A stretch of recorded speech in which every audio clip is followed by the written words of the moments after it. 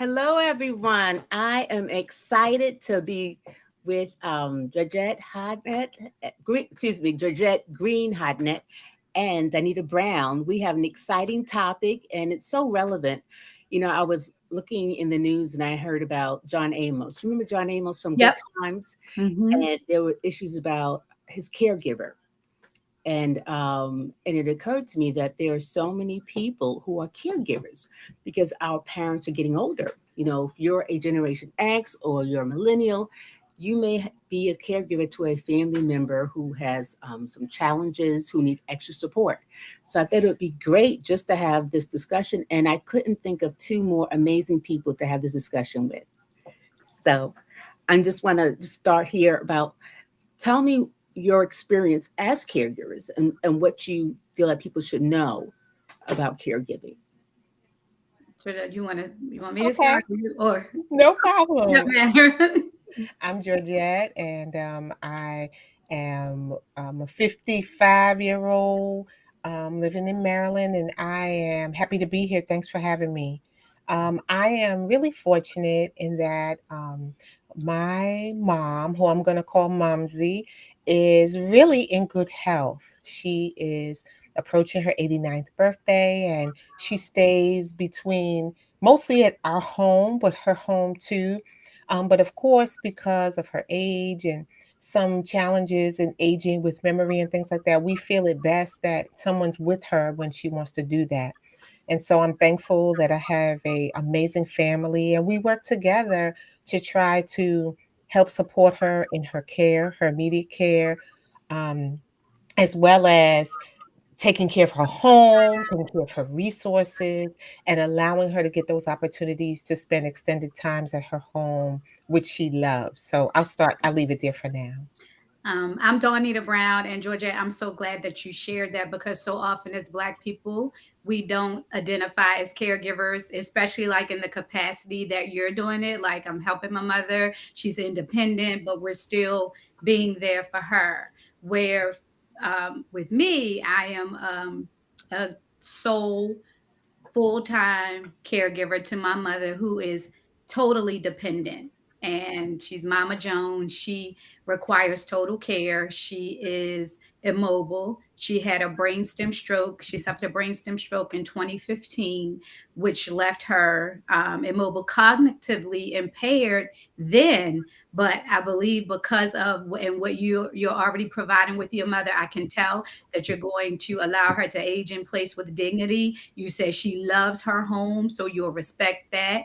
My mother, she was in her home, but I had to move her in with me because she could no longer, care for herself. But nevertheless, she is home with me. She was in a facility Mm. where, like I said, the the side of, well, the what she suffered, I guess from the stroke, the the cognitive impairment, like I said, being immobile, unable. Her Mm. left side is extremely weak. It's not paralyzed, but it's like she can feel, but she can't Yeah. voluntarily move it. um she was tube feeding when she first came home. She's no longer a tube feeder. However, I keep her hydrated through her tube. She's taking food by mouth. So all of the things that the neurosurgeon said that she would not be able to do, Mm, she's doing because Oh, he said that most, wonderful. yes, that most folks that have a brainstem stroke are locked in. So all they do is blink their eyes. So the prognosis was not good. But I commend you and your family already for Absolutely. rallying around your mother and even taking on that role and wearing it proudly. Like, hey, I'm a caregiver. Absolutely. It's hey, I'm a caregiver. And Yes. it's okay because that's what we do in our community. But I'm glad that, we're identifying it so that we can get the supports that we need because we're underrepresented in that space only because we Absolutely. don't say, hey, we're caregivers and we need to be recognized as such. So Absolutely. And it's so interesting because, we think about, getting our careers, we plan for marriage, children, retirement, and a lot of us don't think about the moment that you become a caregiver. That we don't think about our parents needing us that way. and how we have to change our lives. And I remember reading something saying, when you have a child, at some point they're going to leave because they're going to age out. But when you're a caregiver, you're not quite sure when this will end, right? Because Candice, is interesting. Even when you're using the word caregiver, I feel like we've been caregivers to our families and they've been caregivers to us our entire lives. I think it's just that the shift has changed. And I know you mm, feel it, Danita, when in terms of conversations and things like that. You're not, I've been doing this a long time, all those kinds of conversations. But I actually think we should be more integrally involved in our aging parents' lives earlier than we ever even thought. Because, like, mm, you never know the day when they're not going to remember everything, or you never know the day they're going to fall and get hurt. You never know the day. So it seems like I'm really happy you invited me because, in my experience, I feel like it was best early on we had those conversations so that mm, when it got to a place, and it's not that, my mom is not in a position where she doesn't know. It's just that her short-term memory is not as good as her long-term. But she can, she walks 5 days a week. She's in good health. And I think that those things, that's another reason why I'm happy I'm here. I think her doing those things younger and continuing to do it has what's provided her good health, good life, and you know, make her feel like she's not being cared for. You know what I mean? yeah, I think that's helped. that's huge. So you recommend having that conversation early before something happens? Like, how do you? Yes. Okay. Yeah, because like many people, especially our Black moms, right? They held it down and are holding it down, sometimes taking care of grandchildren and all kinds of things. And if the conversations aren't had earlier, I remember it was kind of like, well, why don't you let me help you organize all this stuff? That's how I started. Let me help you organize because I didn't even really know what she had. And I'm not talking about had so that I could be in it. But I didn't even know what she was managing, what she was monitoring. I didn't know how many bank accounts. I didn't know how many and that kind of stuff. And thank God earlier, I found out. And that was my entry point of saying, let me help you organize this. And I Oh, have a binder, mom. And anytime you want to see it, you just ask me. But it's for your good. And it was the day that she got a little confused trying to do her bills. And it was like the switch. It was like that day that you always say, "Oh yeah. my goodness," Yeah. right? Mm-hmm. So, that's one thing, just we never know, and so it's good to kinda have the conversations. They're hard conversations, but they're Absolutely. important to help our parents overall and help ourselves because it's stressful if you don't. Absolutely. Mm, And I totally agree with that because, like me, I was a sudden caregiver. And so finding out all those things on the back end, not having a power of attorney in place, not having and even for us to do now, an advance directive in Mhm, place, not having our most form in place. Like, how do we want to die? Do we want to be resuscitated? What do we want? Do we want to stay home? right. We don't want to be at a nursing home? Do we want to be on life support? Do we want a tube if we can't eat any longer? All of those those are very important, and even for us to mhm, have, and like you were saying, Georgette, your bank accounts, all of that. When this happened with my mom, I was in Africa serving as a Peace Corps volunteer. mhm, So when you talk about life and life plans, God is like He plans how He wants to go. But when I came home, and again, she didn't have the cognitive ability. She was actually intubated for 9 days, so she was on life support, a breathing tube.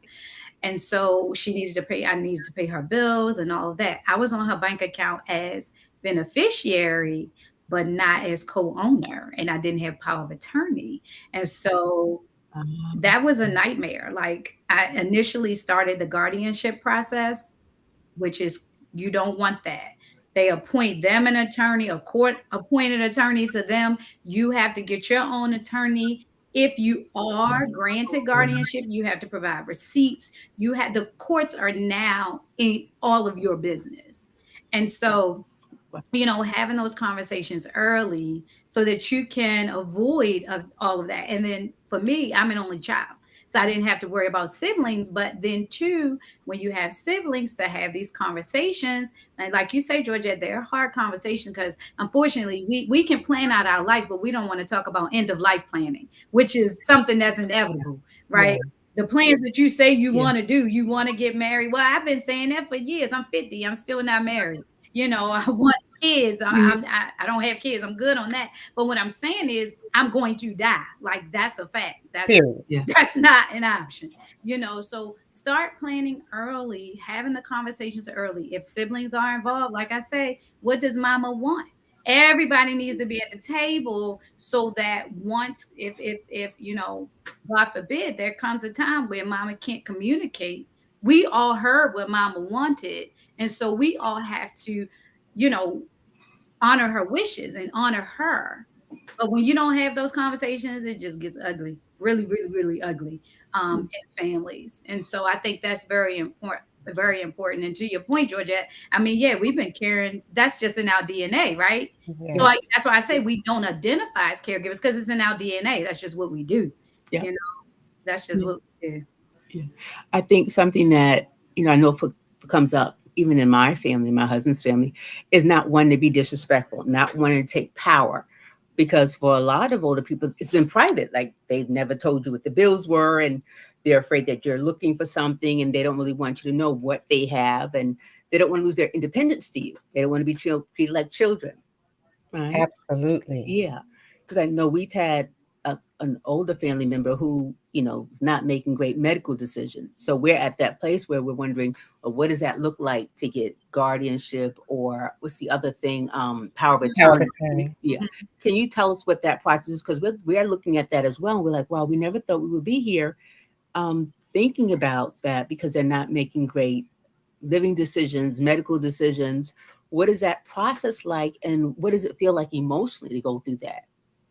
I think the easiest one is the power of attorney, and I I know agree. Benita could talk about the guardianship a little bit more. I don't. I And mean, I didn't go through it. All I would say is watch the movie "I Care a Lot" on Netflix, and you'll see how Mm. what guardianship is ugly. It's really ugly. Mm, And I want us to remember there's also the cases of children caring for disabled parents that are not elderly, right? So all of these people are part of this same conversation. But in terms of power of attorney, you have various means by which so for example, I'm my mom's power of attorney. This resulted again with a conversation between my sisters and my mom and I in terms of who's going to be the power of attorney, what will make sense. And we all went to the lawyer's office to take care of it. Again, I'm not saying we're a perfect family and we've done everything right, but through some of the errors or misunderstandings or conversations of the past, we've learned that communication really is the best way to go. So, in establishing the power of attorney, my mom has given me the right to tend to her affairs. But you can't assume that a power of attorney gives you access to all aspects of their life. So, for example, I was trying to be forward thinking, which I was glad I was, and I was like, well, God forbid if she ever needed Social Security, like if I had to deal with her Social Security stuff, how would that work? So I went to the Social Security office and I gave the power of attorney. They were like, we don't do that. Mhm. There's a whole process where you have to get interviewed, you have to be labeled the kind of like the guardian. You would be like the official person who could access her funds, her accounts, and everything. There's all kinds of passwords and things like that. And I was really happy that at least was educated about what that would look like because my assumption was that, like with her banking, I can give them the power of attorney paperwork. In some cases, like with one of her retirement accounts, it was like 2 months. They were like, okay, you're all set. 2 months. So again, it's about being early, asking questions. Um, Even in some ways, like, you know how we struggle with our passwords and we have 54,000 of them? Sometimes you have to mhm. set up even accounts for your parents for them because so many resources are now available online only. So there's just so much to navigate. But being the power of attorney, because I have those documents, I can go in, I could take care. She's giving me permission to take care of lots of things. There's also limited. It could be that maybe the children say you can only help with banking, you can only help with healthcare, but the form is extensive. And what I've chosen to do for my own peace and just to keep my family informed, I try to tell them all the moves we make, right? So if it's like for example, I'll give you an example. My mom says, go ahead and write you and Calvin a check for however much you want for Christmas. I said, oh no, I ain't. Uh-uh. We're not starting that. You understand what I'm saying? But I said, Yes. you can write the check, like because she can sign checks, but I'm not writing myself a check for nothing. Not even to go to the Mm, mailbox because you want everything to be up and up. You don't want there to be any questions, any concerns. But the power of attorney is just another person that can speak on their behalf legally. yeah. Thank you for sharing that. Because one of the things that for a lot of adult children, we're not quite sure what the right way to do is, but we do recognize they need extra support. And I love the fact that, Georgette, you said, and I think you also said, Danita, you want to empower them to be part of that process, Hmm. right? And I think that's why so many adults who are vulnerable get violated because people start taking Hmm. power and making decisions, and they lose their ability to have a say. Danita, can I say one thing about that part? You know, I appreciate that they really are protecting elders and that you can't even call. If that power of attorney is not on file, they will say, I need to speak to your mother.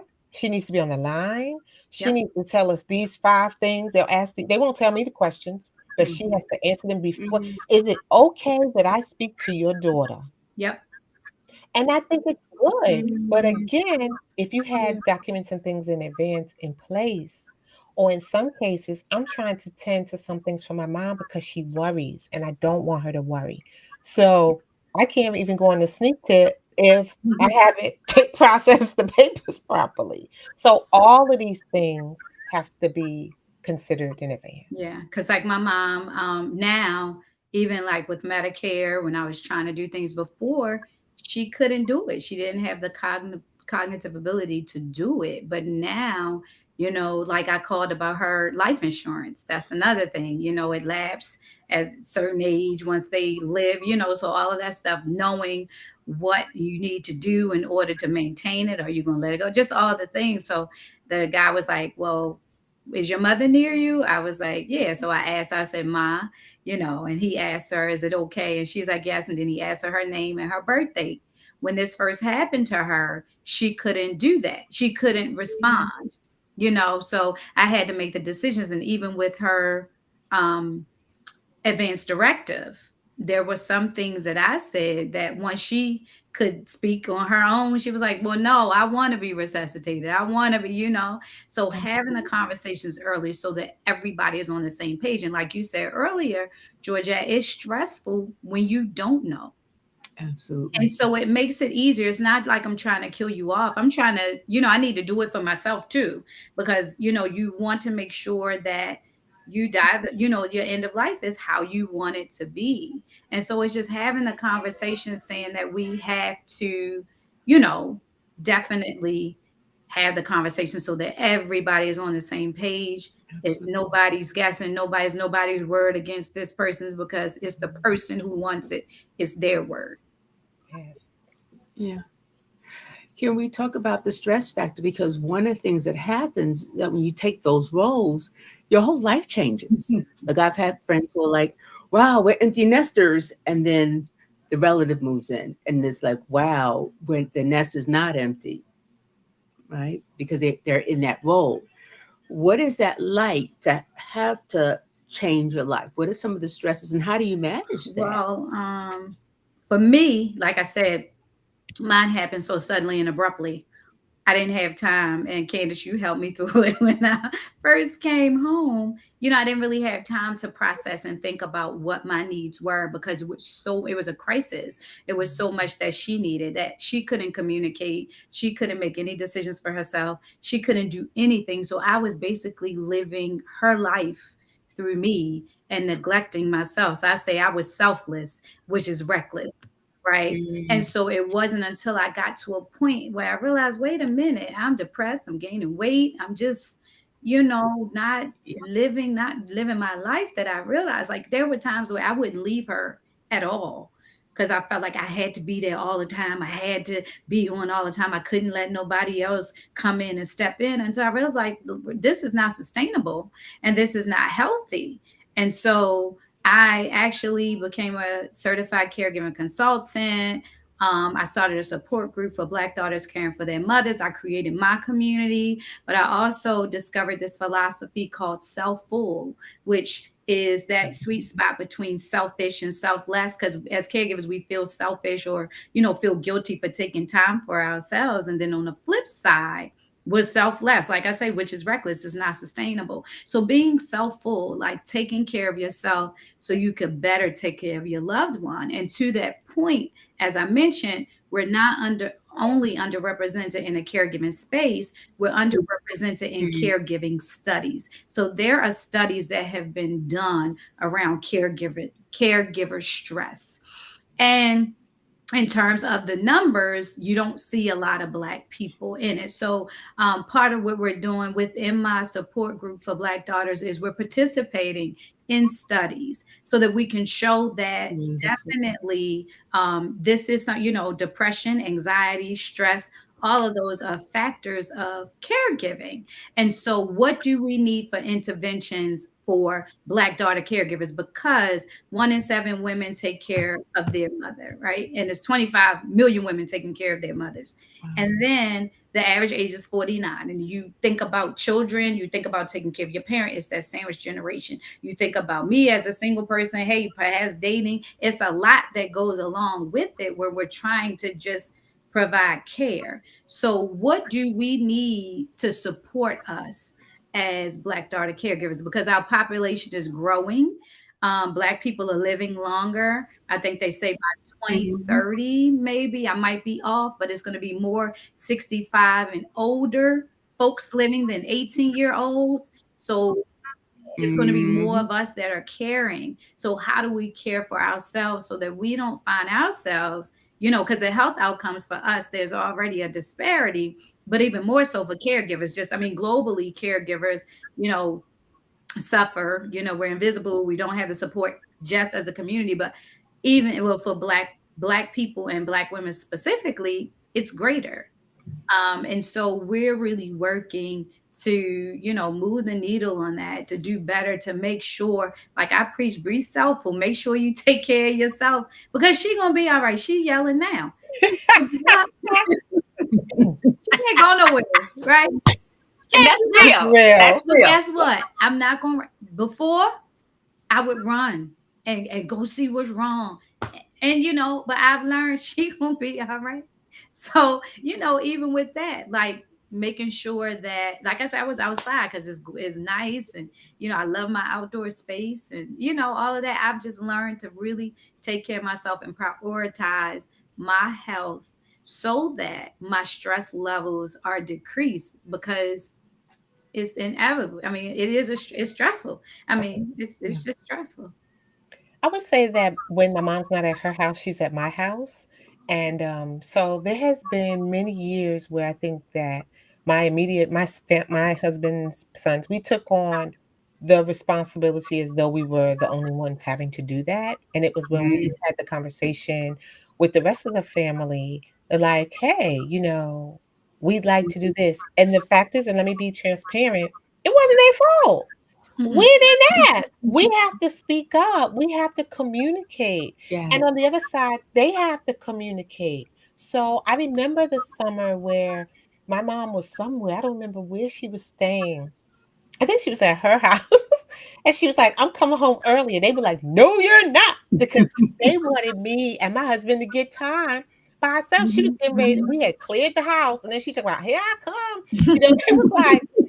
They was like, they did dodge. They was like, well, you gonna come to my house for a few days and you gonna come, so I'm glad you talked about the statistics because what I feel with our family that we're doing, I think really well, we're including our kids in the support system Mhm. Mhm. Yes. because she's all of our mom at Yeah. different levels.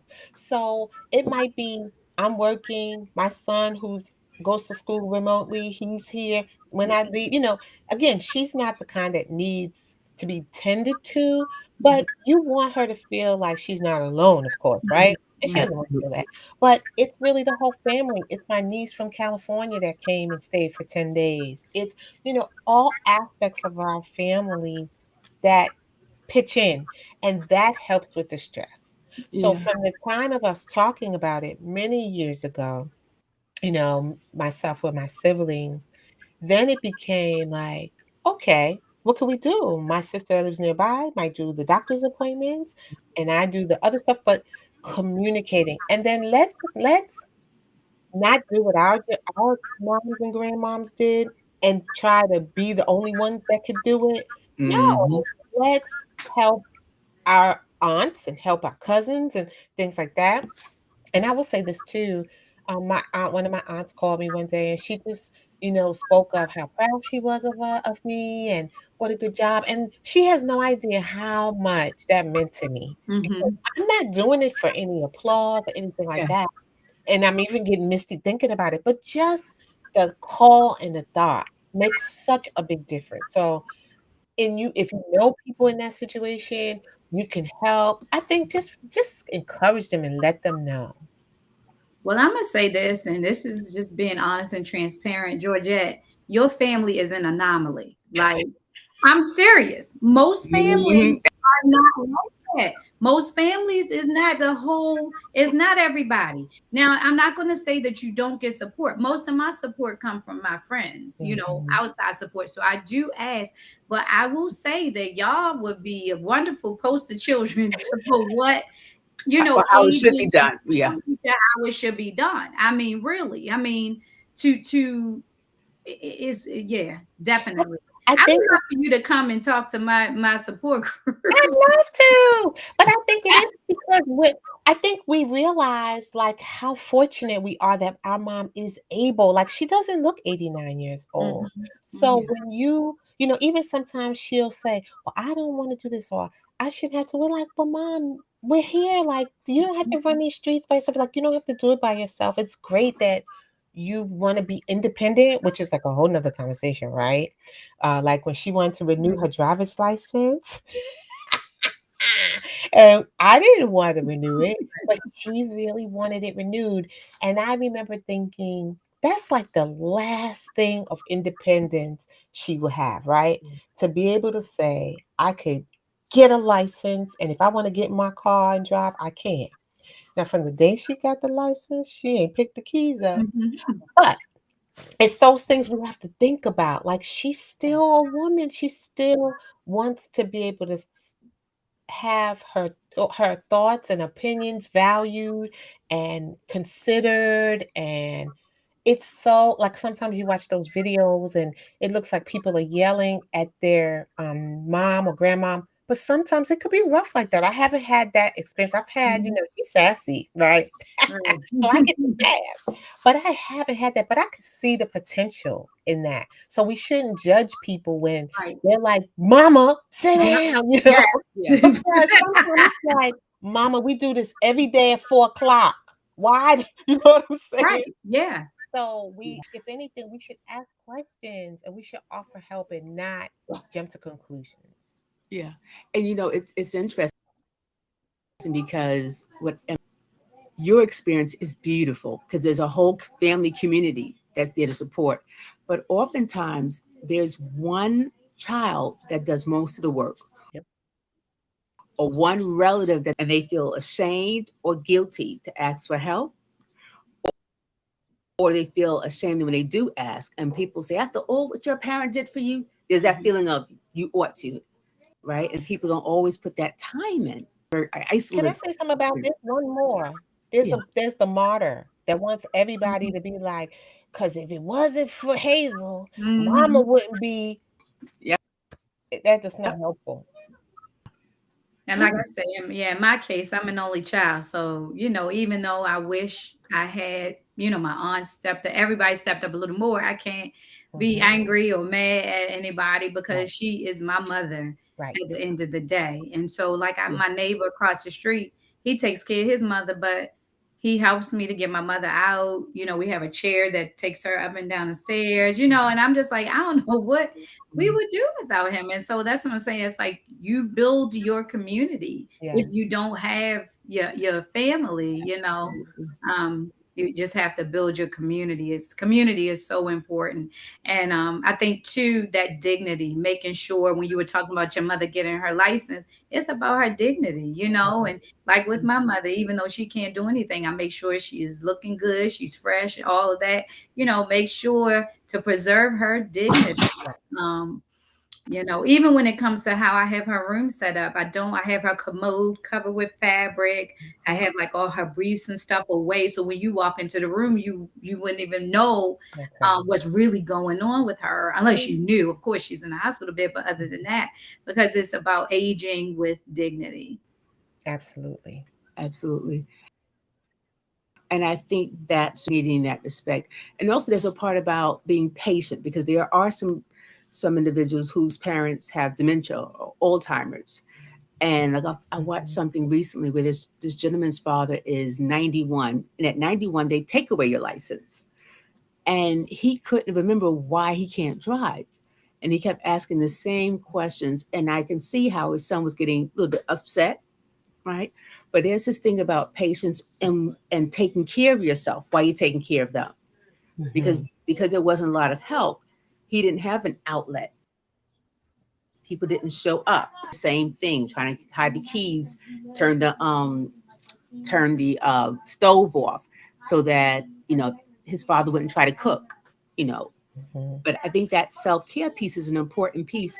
Can you share with us how you do self care as a caregiver? What's important for you? And you were saying that, Candice. I was just thinking about the time. Most of the times when I snap at her is when I'm sleep deprived, I'm hungry, what I mean, I'm trying to get something done, and she's worrying me. So again, that self care piece is so very important. So, like for me, I mean, I do my devotions every morning before I even get out of bed. I think because I have a routine in the morning. I'm not a routine kind of person, but the morning routine is definite. So I do my devotions, then I get her cleaned up and her medicine and all that. I do the morning care with her, and then I work out. If she's stressing me out, I go to another room, I breathe. I also make sure that I include respites where I get away. For maybe go on vacation, or even like I say, respite in place where I just go out back or out front, wherever. So I make sure that I do things that I love, gardening. I keep my space clear and clean. That helps me with. I look at that as self-care. I mean, it's so much Mhm. more than bubble bath and nails done and all that, massages. It's so much more than that. Like every day you can't get your nails done, or every Mhm. day I can't even take a bath every day. It's funny. I haven't had a bath in a very long time. I thought I was going to take one the other day, but then the day got away. I was like, oh, I don't have time to take a bath. Because when I do baths, I do baths. Like I have my salts and my bubble bath, and I'm soaking for, and I ain't had that kind of time. I didn't have an hour and a half. But I mean, I think that and again, the community and having an outlet and having, I think therapy is very important.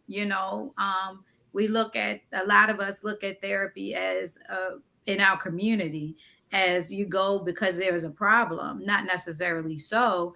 You go to get your annuals every year, right? You go and get checkups. It's the same kind of thing, Absolutely. to have someone that you can talk to that, you know, just objective. They don't, is no judgment, is no you should do that, none of that, right? Just somewhere to unload and to share and to, I think that's very important. So those are just, some of the things that I do to, I write. Sometimes I'm not a journaler, but sometimes writing does help with getting your feelings out there. So, but just making sure, however, whatever self-care looks like for you, to do it. Yeah, I would agree with a lot of what you said. And I would also say I do have my husband and my son with us here. And I do go to work outside of the home, but I did make some decisions. I changed my career, once the pandemic hit, we were all home. She was here with us for that extended period of time. And I made the decision to leave working in the school system I had been in over 23 years to, transition to another element of education because it allowed me some flexibility in my schedule. Because I was concerned about when we come back, right? What will happen? I wouldn't want her to be here, with us during a period of time and then she's home by herself every day when really we were together for 2 years every day.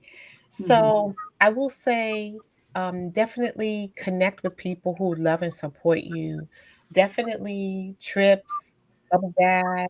Last night I was on my Cricket making my Father's Day cards and stuff like that. Like, find things that you enjoy to do. I love to sing, and I have a whole network. And even finding recently, before even Candice reached out, just talking to friends and relatives. I was on the phone with my cousin one day, just talking about who would have thought we would be talking about taking care of our moms, right?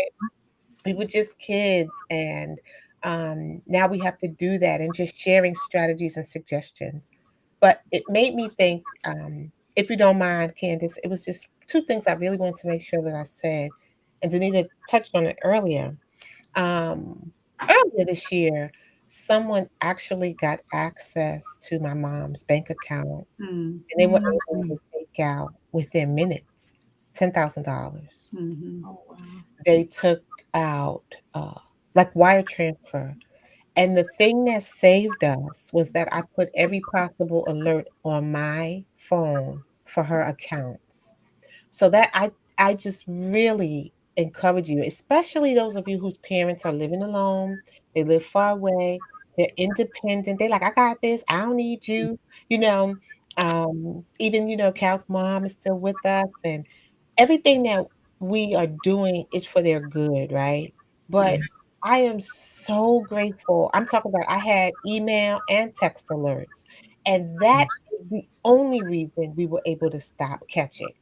And because we were able to do that, and because now with banks, if you don't put those security things on and something happens, it will be your fault. It says it in their documents. So put those things Mm, in your own accounts. Put them, it started in Zelle. They started with 100, 150, 200. Then they just did a boom, 9,000. wow. So please do those things. And the other thing I would say is, we also have to keep an eye out on our neighbors. It might not be my mom, but my neighbor across the street is like my mom. We've lived here over 20 years, and her kids know if anything should happen is a concern, we got a key and we going across the street. And we have to do Wow. that for each other. We have to do that for, if we all did that for our neighbors, then our parents would be okay because there Absolutely. will be somebody with an eye out for them. So we have to do that. Shout out to y'all know y'all last name. I ain't gonna say mhm. it. But we got her back. And I we love it. as a community need to do that because we do, she has several children. They don't all live local. And I know it gives them peace. They have our numbers, we have their numbers, knowing that we have her best interest at heart too. Mhm, I love it. That's the village, right? That's yep. right. Village comes together. And there's another part is check on your strong friend, Mhm, That's right? right. The friend who's doing everything because sometimes they're crumbling inside and Mhm. they need someone to check on them as well.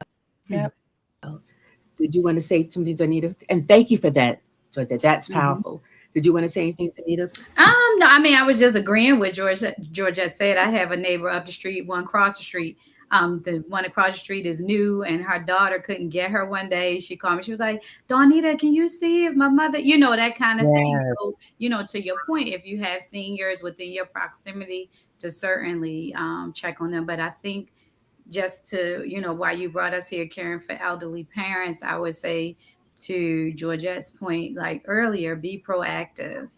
Um, it's something that we're all going to experience in some form.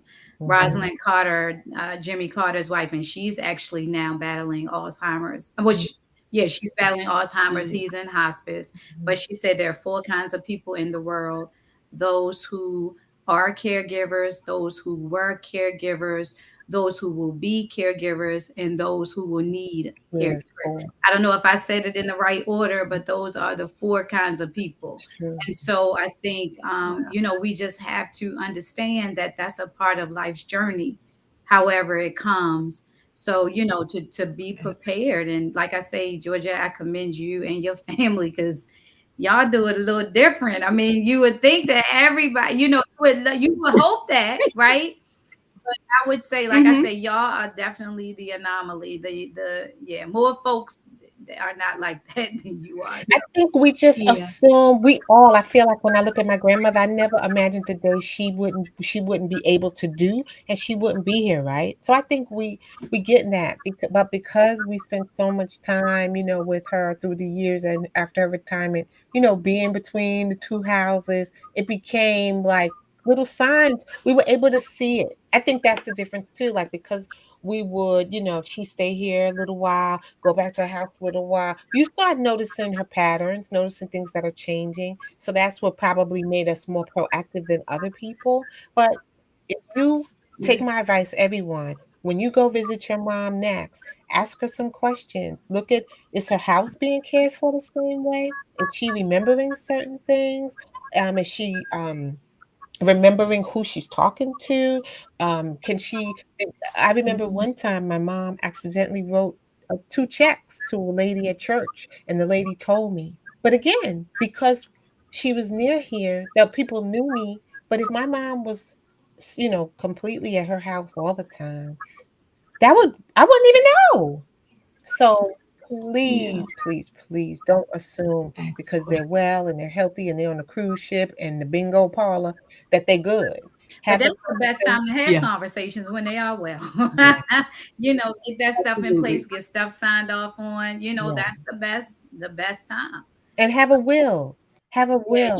and there's so much that I've learned with estate planning. It's not just the power, like you said earlier, the power of attorney doesn't work for everything. It's not Mhm, effective for everything. Some banks don't accept it, like you said, Social mhm, Security. So having the trust is something that we need to talk about in our mhm. community. I can't speak on it, but an Right. attorney would definitely, I mean, set that up. And when you hear trust and hear like putting stuff, you think it's and it does take an investment to do it. But before we thought you have to have a lot of stuff or own a lot of stuff or have a lot of money. But no, we need to have these things in place so that we could be the proxy for someone if they're Mhm. unable to make the decisions for Yeah. themselves. But Absolutely. again, that goes to being proactive about it. And like I say, even with us, I'm single, I don't have any children. My parents are still my beneficiaries on everything, even though my mother is really incapacitated Mhm. and my father has a treatable, not cure, is living with a treatable, not curable cancer. So if something were to happen to me, like maybe right after then, my stuff would where would it go? So I That's mean, it. I think that we need to start planning as well. Mhm. So that we have things set up in place for us. Absolutely. Yeah. And that's part of this. I want it to end by you giving us some information about your organization, how people can find you for support, all that great stuff. Oh, absolutely. You can find me at heycaregiver.com is www.heycaregiver.com. And, everything is there. So we have the Bentu Circle, which I mentioned earlier, is a support group for Black daughters caring for their parents or who have cared for their parents. And it's for daughters specifically. And so we offer support to each other. Like I said, we're participating in research studies so that we can make a difference for the greater Black daughter community. But www.heycaregiver.com. Awesome. Well, thank You. you, ladies, for being here. This has been an amazing conversation. And if anyone wants to see a replay, YouTube channel, Dope Black Therapist, if you're looking for a provider just for support, visit my provider directory called coloroftraumaandhealing.com. Thank you, ladies. You've been Thank you amazing. so much. Thank you for having Thank you me. for having me You're too. welcome. Good night. Okay, have a good night. Good All right. night.